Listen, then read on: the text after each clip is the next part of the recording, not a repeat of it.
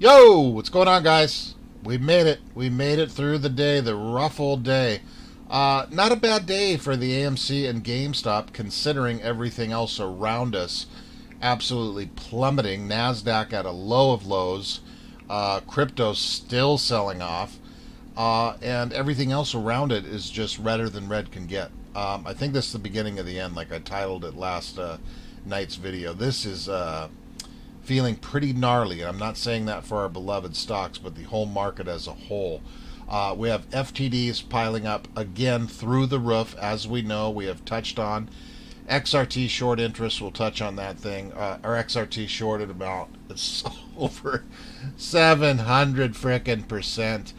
So not a bad day for our stocks. They really weren't, considering everything else around. I thought we were going to see a little bit bigger of a drop, but we're actually in the green for the most part today. AMC or GameStop a little bit ahead of AMC. It was kind of weird to watch today. Usually they're going to trade pretty much identical, but it was like I don't know, it felt like GameStop was maybe like 10 minutes ahead of AMC, if that makes sense. They were kind of, one would run up at 104, 106, 108, 110 GameStop I was watching had AMC next to it right there too. It was just a little bit behind it.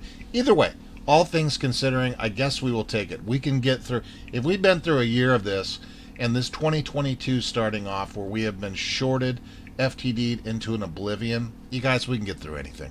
Let's get through this weekend. Go watch season 4 of Ozark or whatever your beloved show is. That it's out today, I think, so I'm going to watch that damn thing. Let's get through the weekend. Onward and upward. Coming up here.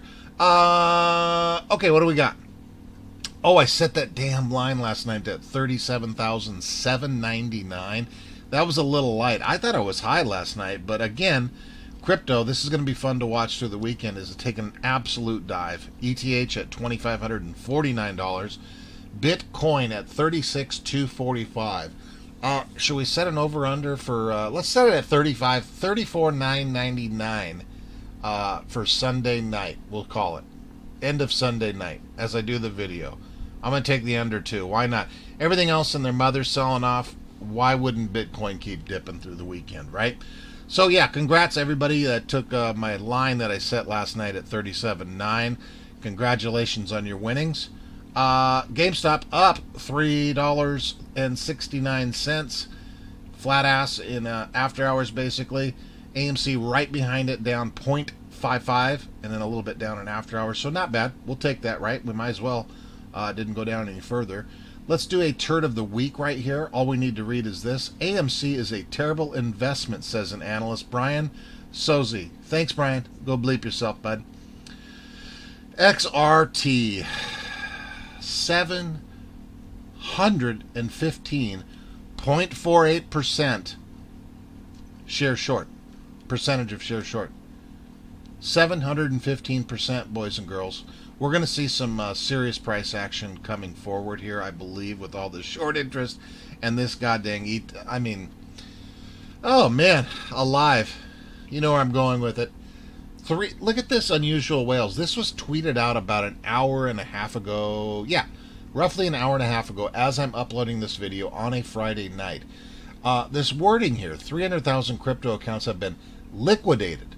300,000 accounts liquidating, totaling over $1 billion ducats in the last 24 hours. We touched on that one last night. What was it? I can't remember. I can't remember what I had for breakfast this morning. Anyway, long story short, everything is being sold off. But this here liquidated 300,000 accounts for a cool little over $1 billion? Jesus, Mary and Joseph. Carlos Trades tweeting this damn thing out here. NASDAQ CEO suggests halt to trading to allow big investors to recalibrate their positions to combat Reddit users. Could you imagine? You guys, if you don't see me, I'm going to announce anything, like if I had to run off like I did the other month to go over Eastern Wall, handle this other stuff. If I just completely vanish, will someone please at least throw a few bucks on my books, because I will be in some sort of jail facility if that were to happen. I think a lot of us would. Could you imagine the chaos? We get pissed at little tiny, at Gary Gensler not doing it. I mean, could you imagine? That right there alone, that would be worse than the whole bailout, in my opinion. I mean, not worldwide news, but just to piss me off enough? Oh my God, sweet Christmas. Yeah, I'd have a heart attack, a stroke, or something. Thanks, honey. That ain't going to happen, though. Look at this. Peloton insiders sold nearly 500, a half of $1 billion in stock before its big drop. SEC filing shows. Dude. Ah, man. No comment, you guys. I mean, god damn it. Is it just ever going to stop?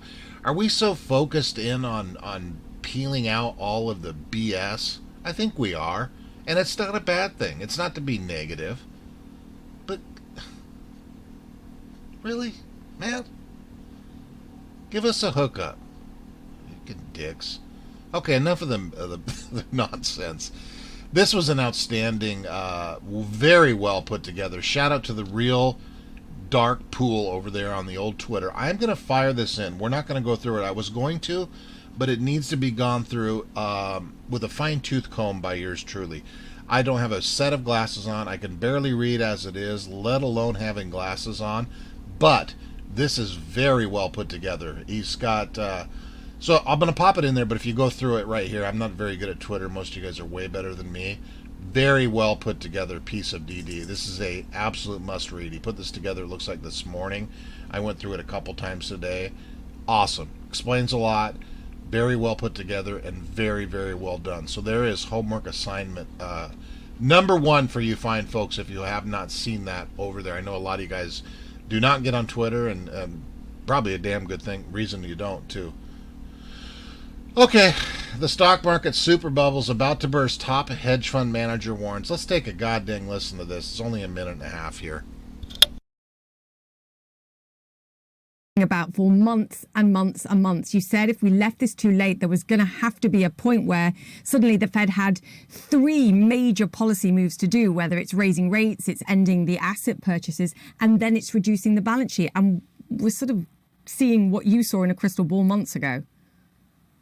And it's sad because this was predictable, and now we risk bunching up three contractionary monetary measures at a time when there are other things in terms of headwinds to the economy. This was avoidable.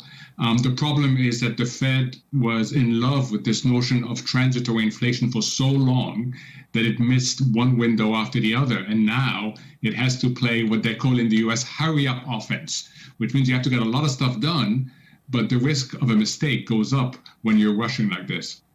Do you think the discussions were being had at the Federal Reserve, even behind the scenes, and some part of this is communication and how they were communicating it to the market, because the market's got so used to the intrinsic support that's been provided that they were worried about spooking, particularly given the uncertainty with COVID as the backdrop? Yeah, I think that's an element. They remember what happened in 2013 with the so-called taper tantrum, where the market got very upset at this notion that the Fed was going to reduce its support. They remember how Chair Powell had to do a very embarrassing U-turn in 2019. So I suspect that had something to do with it. The problem now is that you risk upsetting markets even more. So basically what the Fed did, it gave markets an amazing 2021, third straight year of double-digit return, in exchange for a more uncertain outlook for the economy, policy, and the markets in 2022. Seatbelts on. Get your seatbelts on, boys and girls. Jesus, Mary, and Joseph. Oh my God, this guy. Now, I don't know. This has been blasted around for about 6 hours. Let's take a brief listen. I'll pop this in there too if you guys want to watch the whole thing. It's about 9 minutes long. This is the Webull CEO. I don't, considering Webull is basically a retail app, I don't know if I would taken this approach. Now, he has been blasted all over the World Wide Web the last half a day here over this little conversation, or the full day, I should say. Take a listen just to this brief part, and I'll pop it all in there. If you guys have not seen this, it's almost 9 minutes long. You can listen to the whole thing, but this is just the part I want to touch on here. Because right now I'm looking at GameStop shares down about 6%, fell below $100 with this move here. Keep in mind, at this time last year, GameStop shares were around $500 a share, and I can't tell you the putrid tweets I get every time I mention GameStop on Twitter, and that is something negative. Fact is, a lot of people still own the stock. If you have written the stock down from 500 to 96, what's your play? I mean, when you talk about the angry tweets you get, and I can totally I can totally agree with you there. I'm not alone. There's a very vocal minority, I think, of investors that are involved in this GameStop phenomenon. If you see the prices now, that tells me that diamond hands or apes.